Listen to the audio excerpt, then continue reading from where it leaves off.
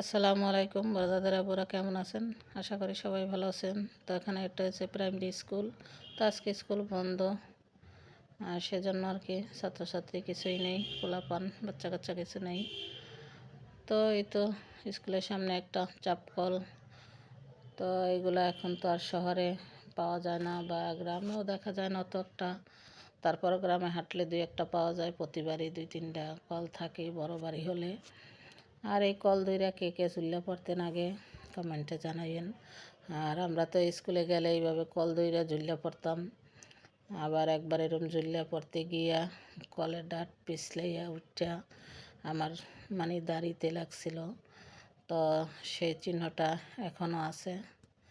তো যাই হোক, কথা বলতে বলতে অনেকে বললাম। আর এখানে আমি পুষ্করিণীর পাড়ে আসছি লেবু নিতে।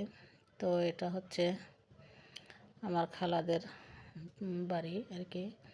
তো খালাদের বাড়ি আমাদের বাড়ির একদম সাথে, ওই যে হচ্ছে আমাদের বাড়ি, আর এটা হচ্ছে আমার খালাদের বাড়ি। তো এই যে বড় একটা পুষ্করিণী, এই পুষ্করিণীটাতে এই যে মাছ ছাড়া, আর ওই যে আমাদের বাড়ি দেখা যায়। তো আমরা ওই পাশ দিয়ে রাস্তা দিয়ে আসছি।